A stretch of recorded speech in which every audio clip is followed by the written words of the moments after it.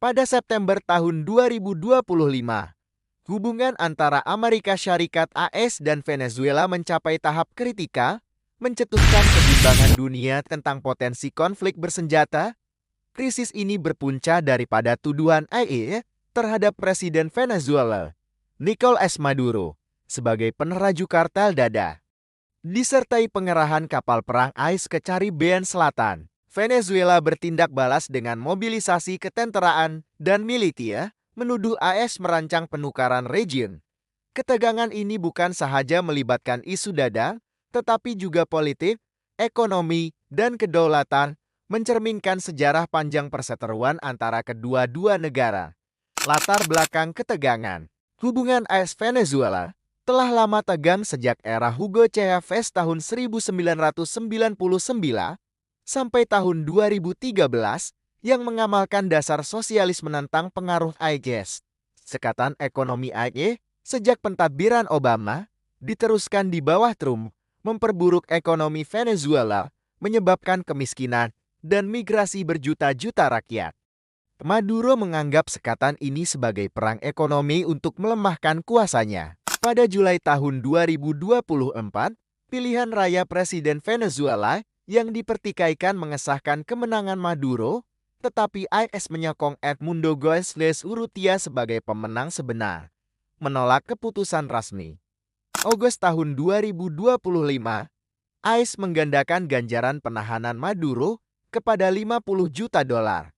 Menuduhnya terlibat dengan kartel dadah seperti Cartel de los Soles dan Tren de Aragua, yang dilabel sebagai organisasi pengganas. Pengerahan ketenteraan AS akhir Agustus tahun 2025, AS mengerahkan 7 kapal perang, termasuk OSS San Antonio, OSS Iwo Jima, USS Fort Lauderdale, dan kapal selam nuklear USS Newport News ke Caribbean Selatan, membawa 4,500 anggota tentara, termasuk 2,200 marin. Pentagon berkata operasi ini menyasar kartel dadan yang membawa fentanyl ke IS. Namun, skala pengerahan ini luar biasa, mencetuskan spekulasi tentang motif penukaran rejim. Pada 2 September, IS menyerang bot laju Venezuela, membunuh 11 orang yang didakwa pengganas narko. Trump mengesahkan serangan ini melalui Truth Social, menunjukkan drone memusnahkan bot tersebut. Tindak balas Venezuela. Maduro mengecam pengerahan AS sebagai ancaman kedaulatan. Mendakwa ia adalah propaganda untuk campur tangan ketenteraan. Beliau mengerahkan 15,000 askar ke sempadan Kolombia dan melarang penerbangan drone sambil memerintahkan kapal perang dan drone mengawal pantai Venezuela. Maduro juga mengarahkan 5 juta militia rakyat untuk bersiap sedia. Walaupun jumlah ini dipertikai karena sokongan terhadapnya menurun, beliau berucap, tiada kuasa asing boleh menyentuh tanah suci Venezuela dan mengisytiharkan republik bersenjata jika diserang. Venezuela juga meminta PBB mengecam tindakan AS sebagai pelanggaran piagam PBB, sokongan dan tentangan serantau. Kolombia, sekutu AS, menghantar 25,000 askar ke sempadannya untuk keselamatan, tetapi menegaskan tiada niat ketenteraan terhadap Venezuela. Guyana, yang bertelagah dengan Venezuela mengenai wilayah Essequibo, menyokong operasi AS. Cina, sekutu Venezuela, mengecam sekatan AS dan menyokong kedaulatan Venezuela.